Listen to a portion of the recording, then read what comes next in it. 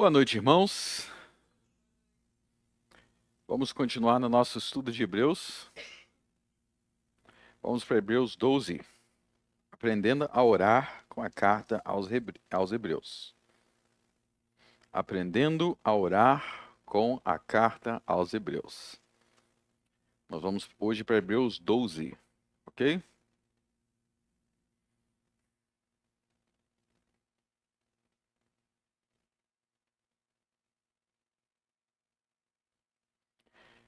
Vamos ler a partir do verso 1.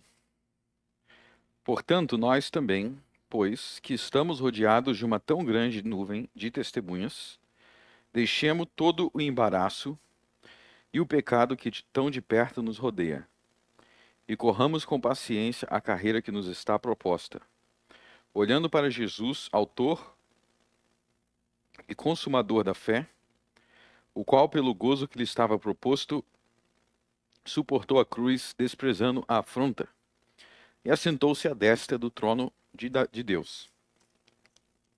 Considerai, pois, aquele que suportou tais contradições dos pecadores contra si mesmo, para que não enfraqueçais, desfalecendo em vossos ânimos. Ainda não resististes até ao sangue, combatendo contra o pecado, e já vos esqueceste da exortação que argumenta convosco como filhos. Filho meu, não desprezes a correção do Senhor, e não desmaieis quando por ele fores repreendido. Porque o Senhor corrige o que ama, e açoita qualquer que recebe por filho. Se suportais a correção, Deus vos trata como filhos. Porque que filho há a quem o pai não corrija? Mas, se estáis sem disciplina, da qual todos são feitos participantes, sois então bastardos e não filhos. Além do que, tivemos nossos pais segundo a carne, para nos corrigirem, e nós os reverenciamos. Não nos sujeitaremos muito mais ao Pai dos Espíritos para vivermos, porque aqueles, na verdade, por um pouco de tempo, nos corrigiam como bem lhes parecia, mas este para nosso proveito, para sermos participantes da sua santidade.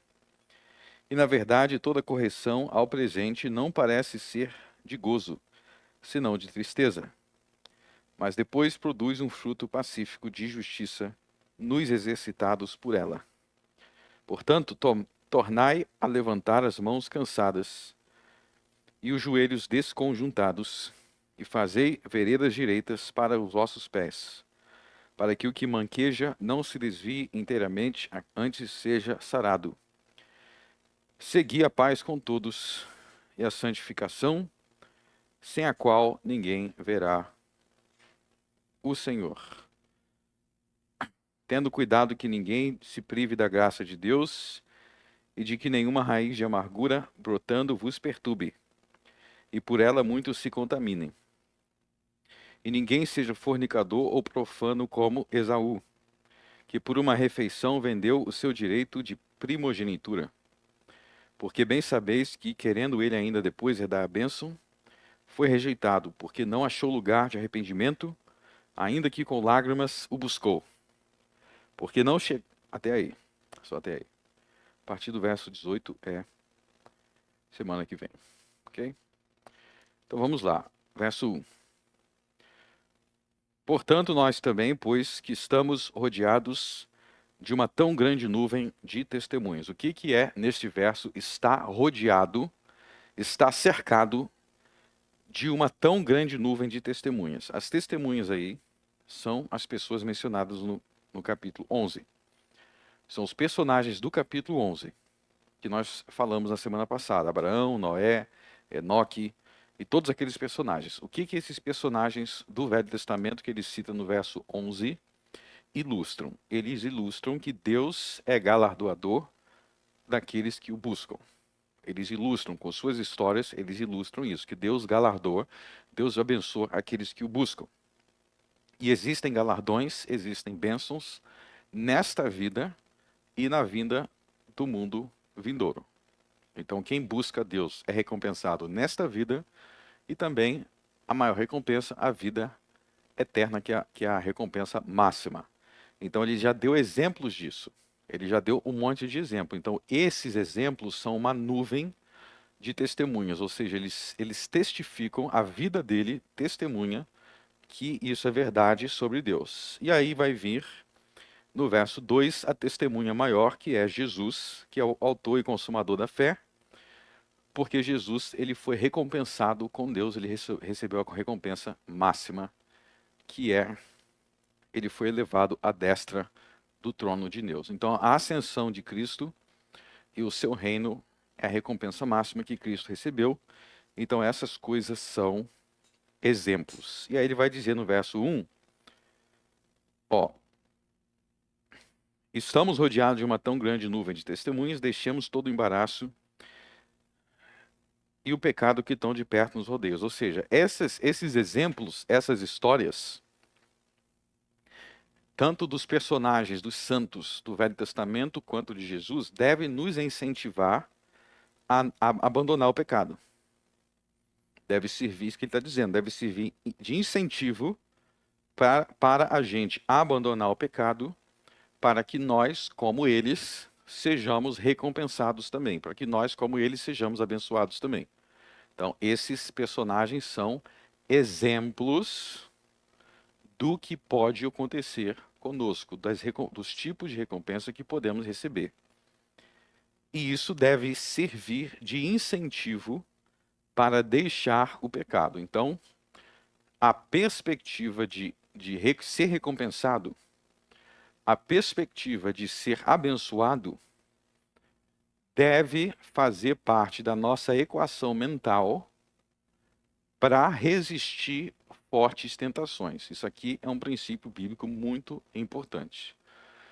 Tá? Então, eu vou dar um exemplo aqui para vocês para ficar bem claro isso, tá? Imagina que você tem que acordar 5 da manhã para ir trabalhar. Ok? Tem alguém que acorda 5 da manhã para trabalhar aqui? Você acorda às 5? 5 alguma coisa. Chega de noite e está morto. Isso aí. Então, imagina o seguinte, Rogério. Para você acordar às 5 da manhã, eu tenho certeza que você não acorda. Você queria dormir, se pudesse dormir um pouquinho mais, você dormia, não dormiria? Então, louco de inveja dela, né? E ela fica lá no quentinho, debaixo das cobertas.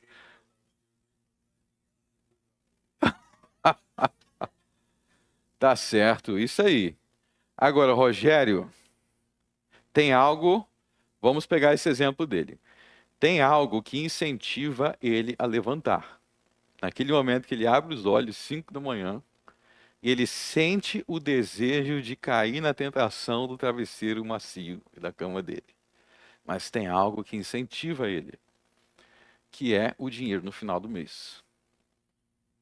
Porque se ele não trabalhar, ele não vai ter dinheiro. Se ele falar assim, ó, esquece, eu vou ficar em casa só dormindo, vai todo mundo passar fome.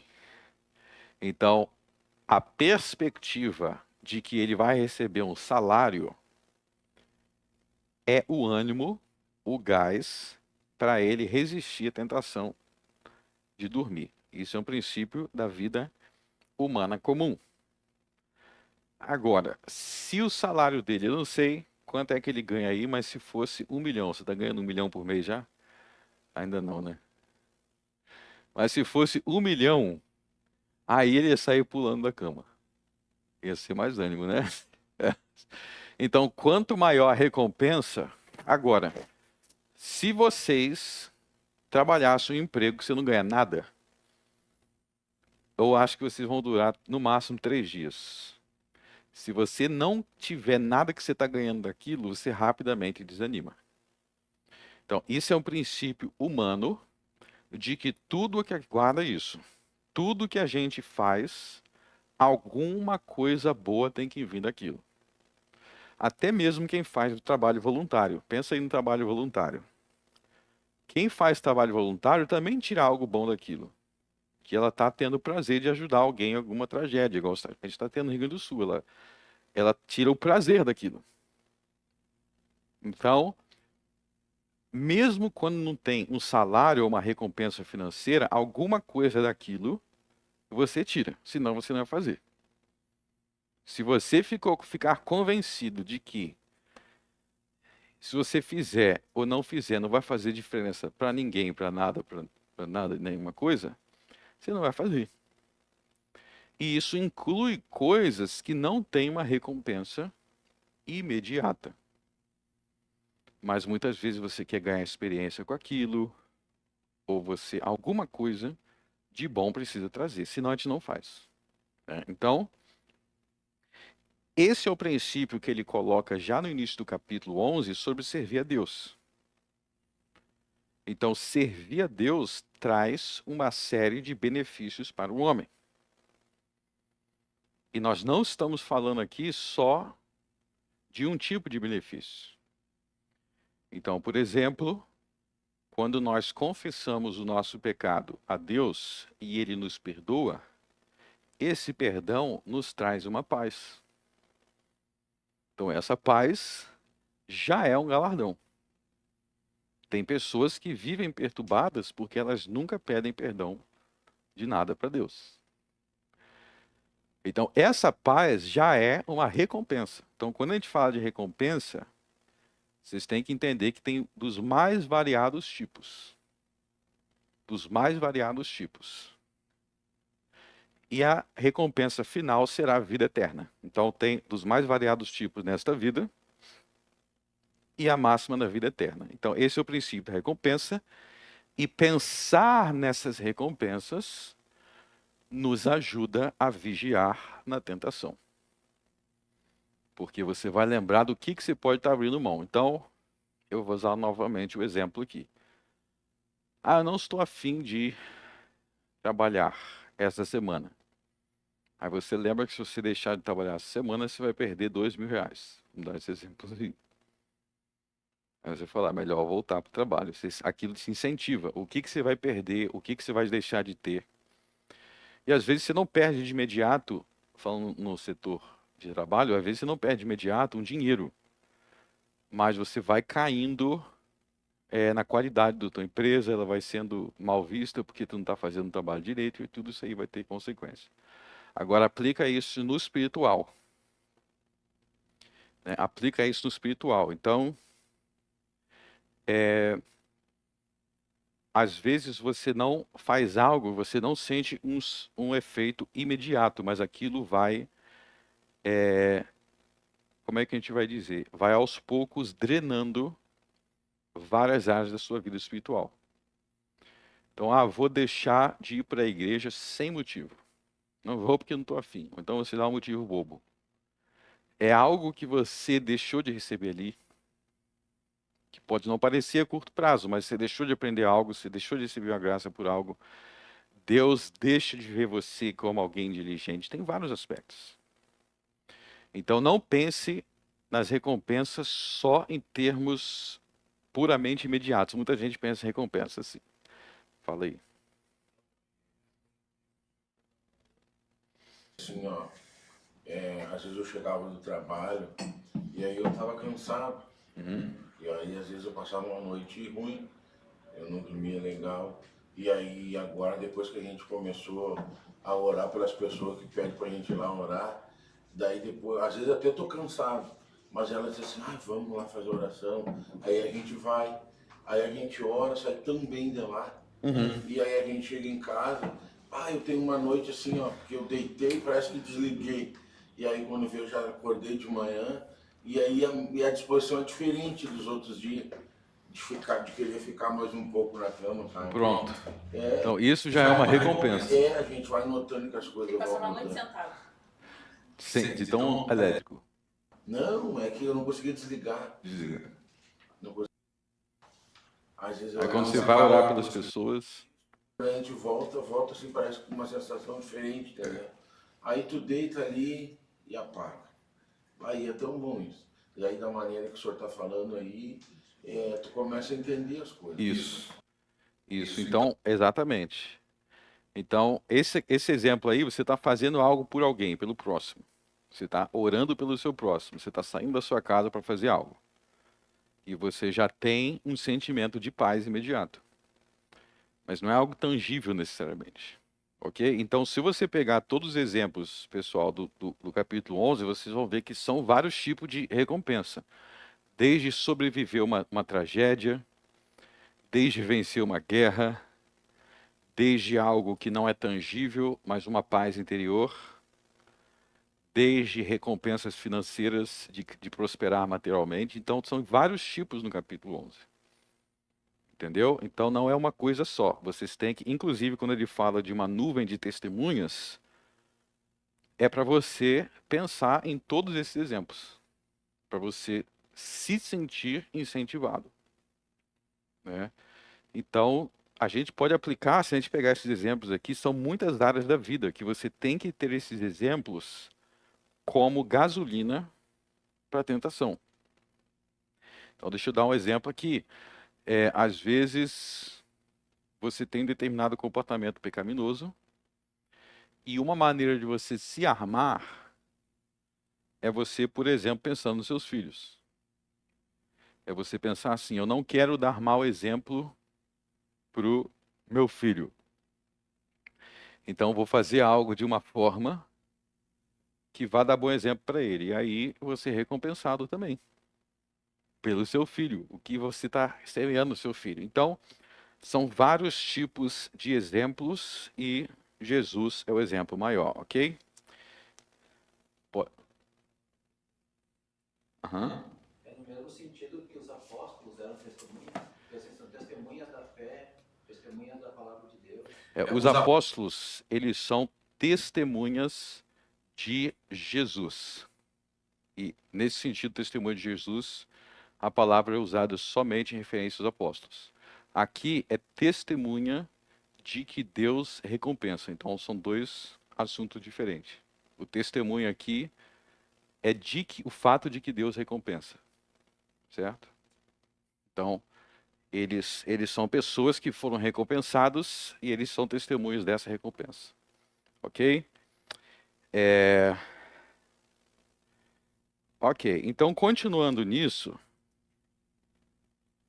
o que o apóstolo aqui está querendo fazer é incentivar a igreja a perseverar na fé e a resistir contra o pecado, porque naquele contexto eles estavam passando por uma tribulação e ele está dando argumentos para que eles perseverassem na fé frente à dificuldade. E aí, será que é morcego?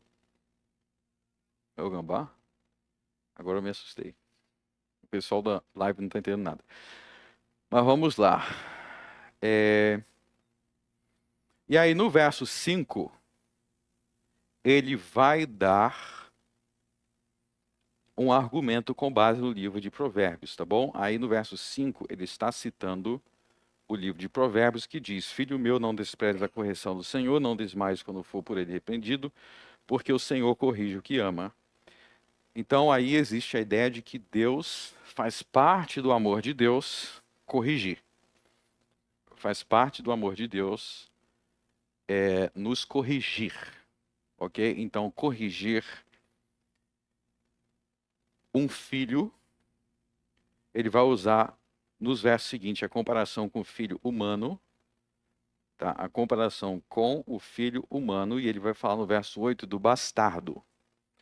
O que significa a palavra bastardo? É alguém fora, é alguém que nasceu fora. Hoje em dia é usado muito como xingamento, né? Ofensivo, mas a palavra bastardo significa alguém que nasceu fora do casamento. Então ele é filho fora do casamento. Então, qual é a analogia que ele está dizendo aí? Vamos dizer que um homem é casado, aí ele tem um caso extraconjugal, ele comete adultério, e ele tem um filho do adultério, mas ele não assume aquela mulher. E aí ele some pelo mundo. Então ele não vai se relacionar com aquele filho como um filho. Ele vai tratar aquele filho como um bastardo, como se não fosse filho dele. É algo que foi fruto de um caso que ele não dá importância. Então o que ele está dizendo é que a gente não é filho bastardo de Deus. A gente não é um filho que Deus teve por aí. Não, a gente é filho de Deus e Ele nos trata como um filho. E se você pensar no marido dentro de um casamento, dentro da vontade de Deus, ou seja, não é um filho que ele teve no adultério, num caso, numa noite. É um filho dentro do que Deus projetou a escolha para ser. Ele vai corrigir o filho, porque ele vai conviver com o filho, vai estar na casa do filho, preocupado com o filho. Então ele está dizendo que Deus não é pai de bastardos, ok? Deus não é um Deus que faz filho por aí e não está nem aí. Isso que ele está dizendo. Deus é um pai de verdade, então ele corrige o filho. Então a correção, pense agora na relação humana. Aliás, se vocês observarem, eu uso muito nas pregações comparações com relações humanas, porque a Bíblia faz isso, para a gente entender. Então, dentro da relação humana, um bom pai, ele repreende o filho. Dentro da relação humana, quando existe um filho que está fazendo rebeldia ou que está fazendo coisa errada, o pai e a mãe vai querer repreender, vai querer corrigir, né? Vai querer ensinar o correto.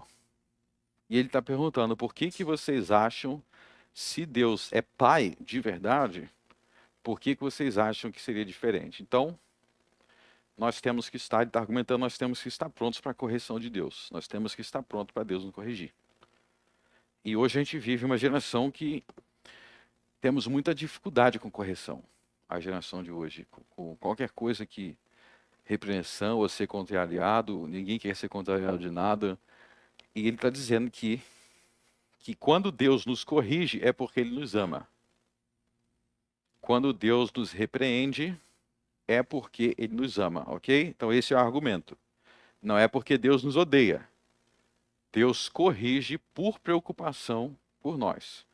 E isso é algo que nós precisamos entender em relação a Deus Pai e em relação aos nossos pais humanos, né? Tem jovem que ele acha, meu pai está me corrigindo, minha mãe está me corrigindo, então não gosta de mim, fica logo emburrado, chateado, né? Quem são os... tenho certeza que o Lucas não pensa assim, né? Mas quem aí? Guguzinho não pensa assim, né?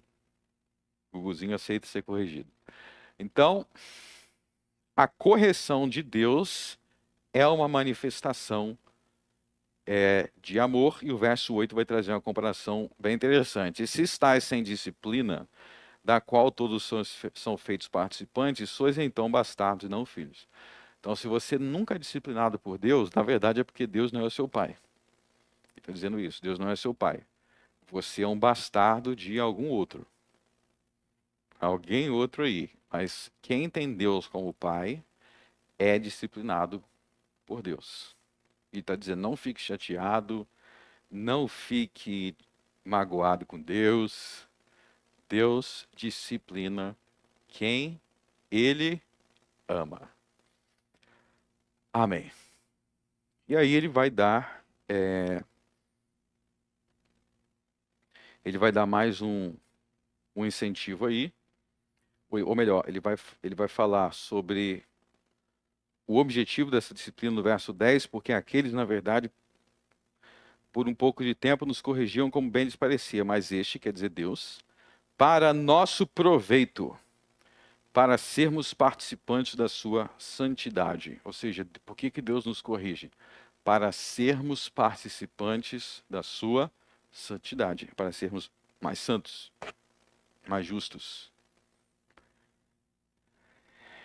E aí eu quero fazer uma observação aqui sobre correção, tá?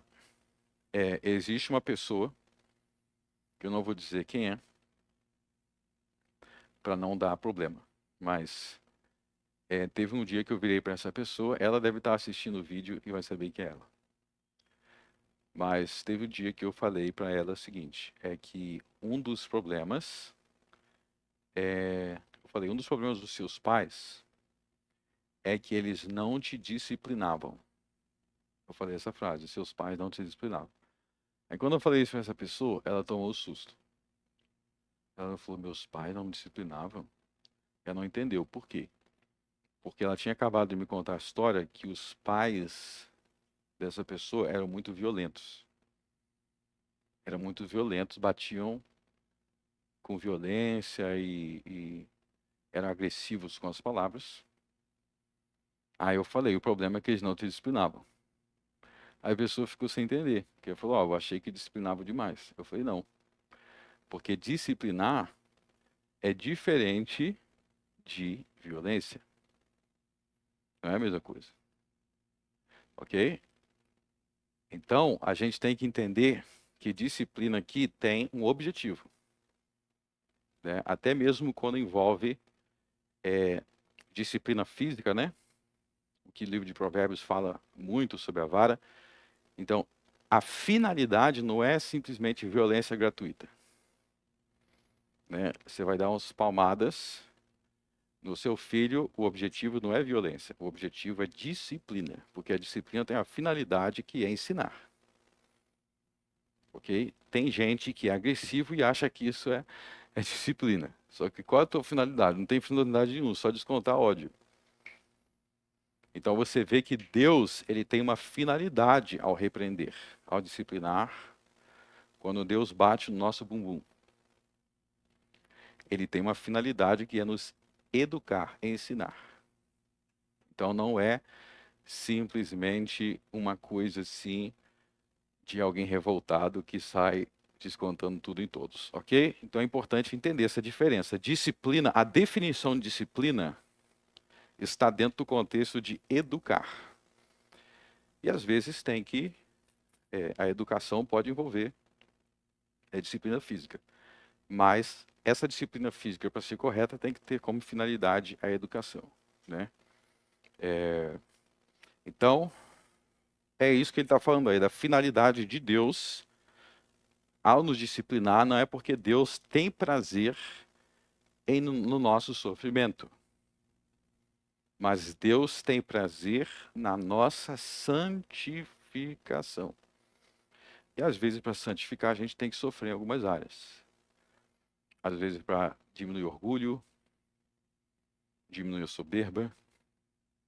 Às vezes, as pessoas têm que passar por certas coisas.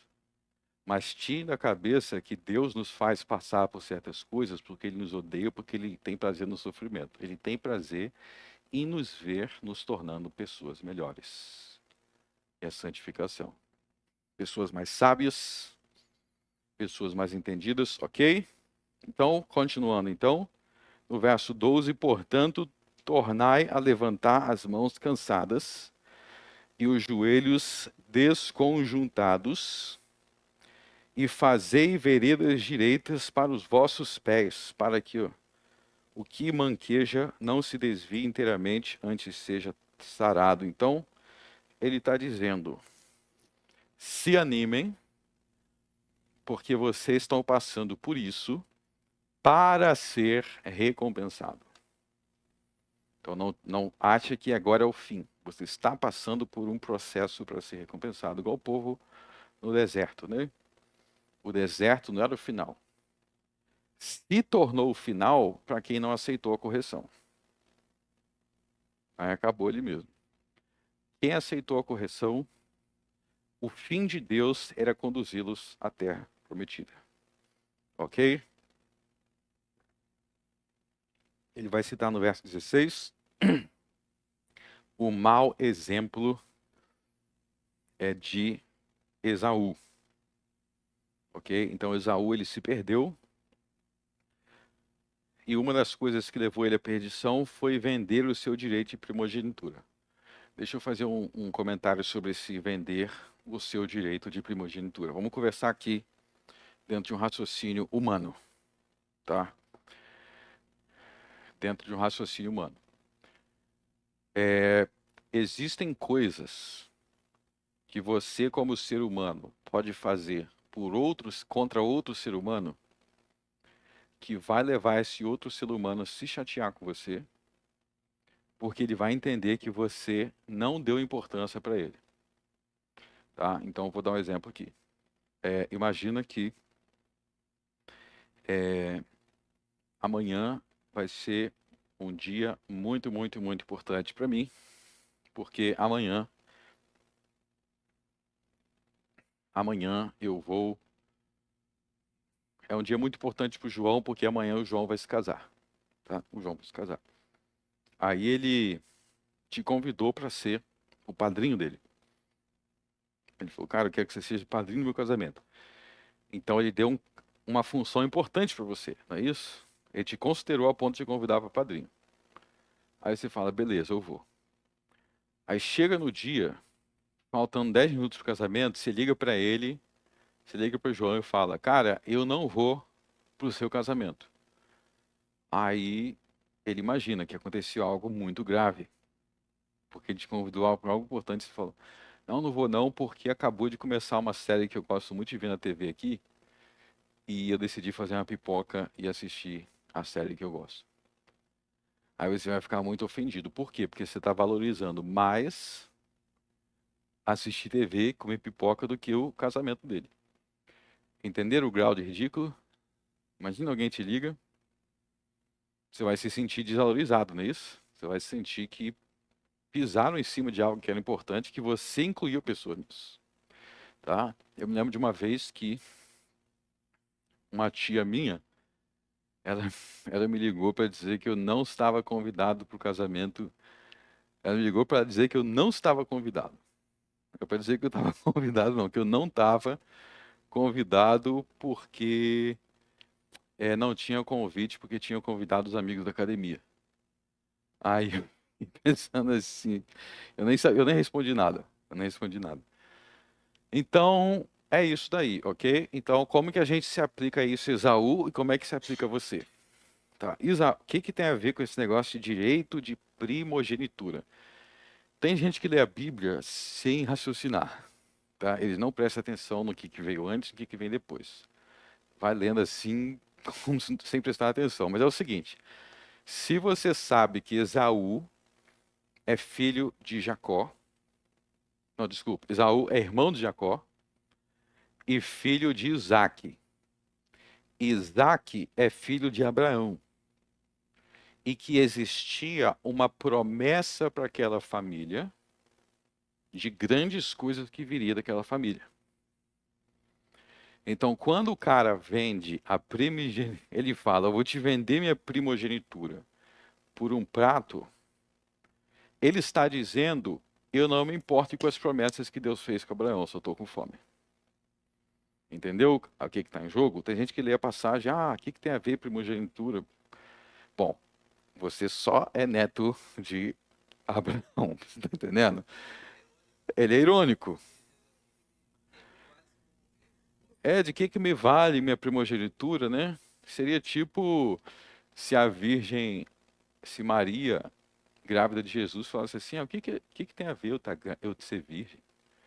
Bom, você só é o cumprimento da profecia que vai ser o Cristo. Então, como é que você está falando que isso não tem nada a ver? É algo muito grave.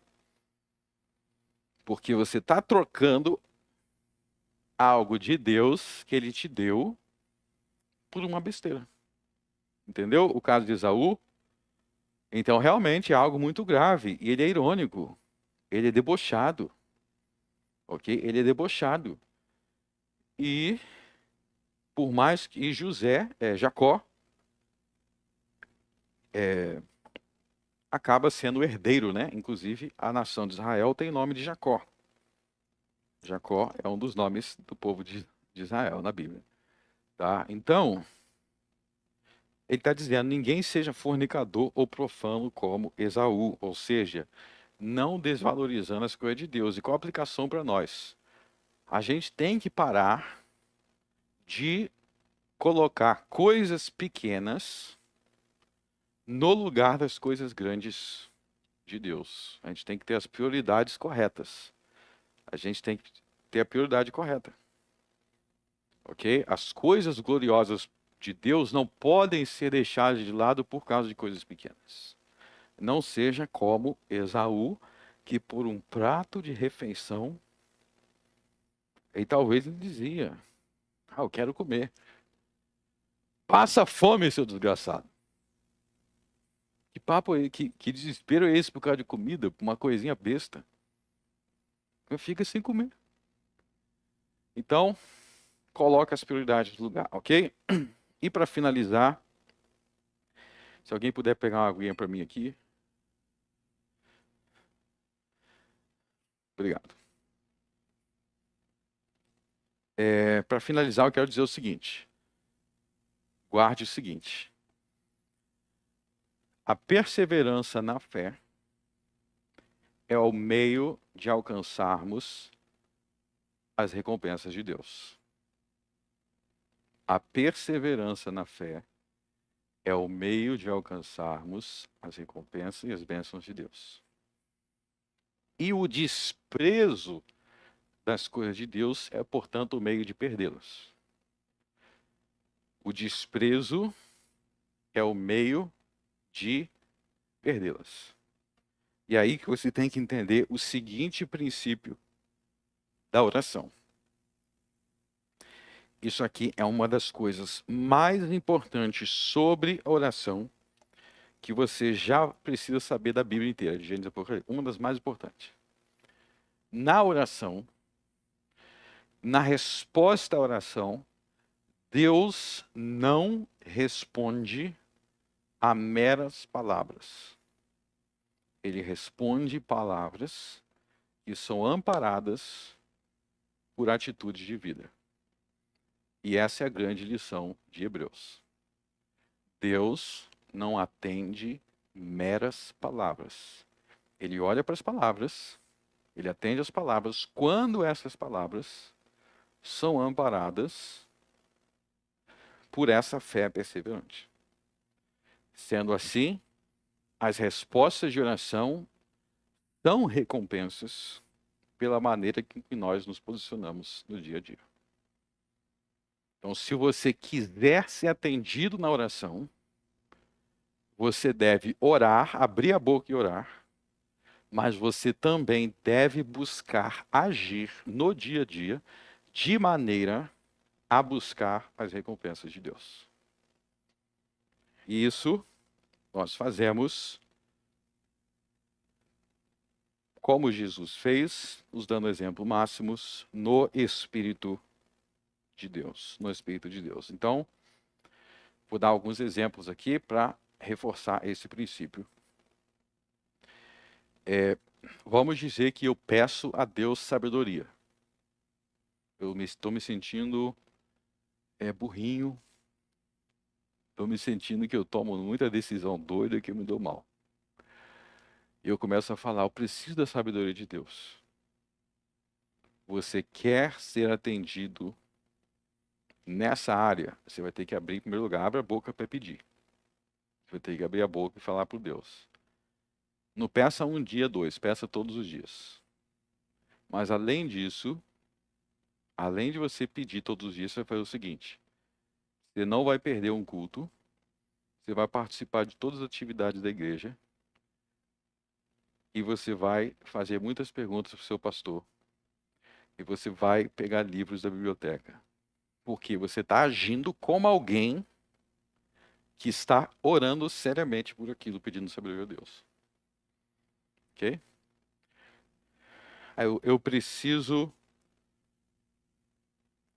Eu quero prosperar financeiramente. Então você vai ter que, número 1, pedir a Deus.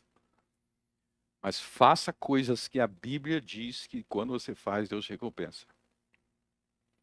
Seja dizimista. Ajude os necessitados.